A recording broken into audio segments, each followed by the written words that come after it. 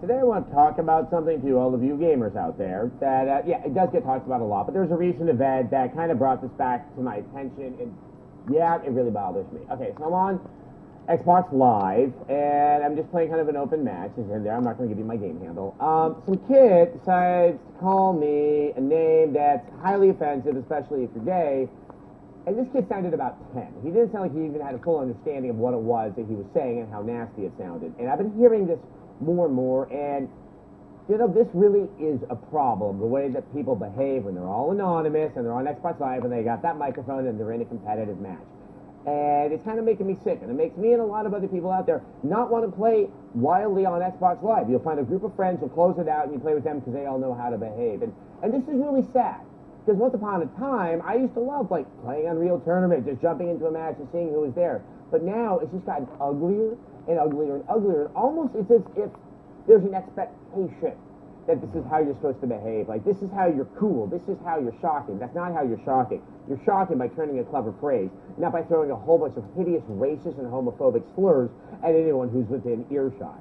But I also want to bring back to the fact that this kid sounded like he was so young and didn't seem to even understand what he's saying. Is that now this is, as I said, the expected behavior. And somehow, we as gamers who can always get so upset when people misrepresent our games on Fox News or wherever, and are always stereotyped as a bunch of fat mouth breathers, well, guess what? We're going to acquire a much better stereotype. That's a bunch of ignorant, racist, and homophobes. Trash talk, the kind of talk a gamer uses to egg on his enemies while trying to save the planet from alien invasion. But this talk is different.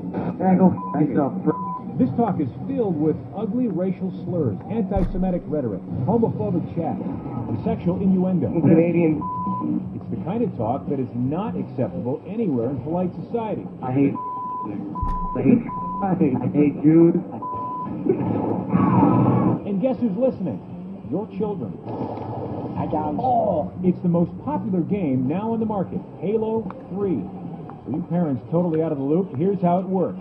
Your children can play the game by themselves, online with just their friends, or actually carry on a conversation with faceless, nameless opponents over a headset. Online games like Xbox allow you to play with anyone from around the world. That's part of its appeal and part of the problem. If you play online, you risk hearing this. Damn, I wish Hitler would have succeeded. Hope he died in a terrorist attack. Michael Sullivan is an inspector for the Illinois Attorney General's office. There is no silver bullet that's going to kill everything out there. There's no extra software. It still comes down to the best defense for a child is an active parent. Xbox has a complete list of directions to set parental controls on a web page, but first, a parent needs to figure out how to work the game controller before sorting through the guidelines. Show of hands, how many know how to implement the parental control on the Xbox? Nobody does. Didn't know there was one. I didn't know there was one. Didn't know there was one. I knew there was one, but I would have to have Alex show me how to use it. When we first spoke with these parents, they heard some of the language, Something slips out once in a while. but they said they never expected the racial slurs. Jew. Oh, Jesus. Monkey. And frankly, neither did we. How many of you guys, while playing Xbox Live, have heard the F-bomb? Yeah, definitely. Have you? Like all the time. All the time? You should hear some of the language that's on there. Really? Oh my god. You heard it today? You just kind of ignore it, get used to it. So what's a parent to do? Limit play to friends and neighbors? But if it's just your friends, just the friends you know, would that be okay? Yeah, but what if they're not on usually? It'd be more boring. Yeah. One way to censure? Eliminate the voice option. I said no because I like to meet new people and like learn stuff about them, like where they're from, and yeah. Okay, maybe not. The fact is that age-old advice, never talk to strangers, doesn't work here. We need to constantly be educating the children as to the fact that each new piece of technology brings with it new dangers, new lessons that the children have to learn to be safer online. In Texas, a woman enticed credit card information out of some young boys. In Ohio, a middle school was locked down after a teen threatened to bring a gun to school after an Xbox Live chat.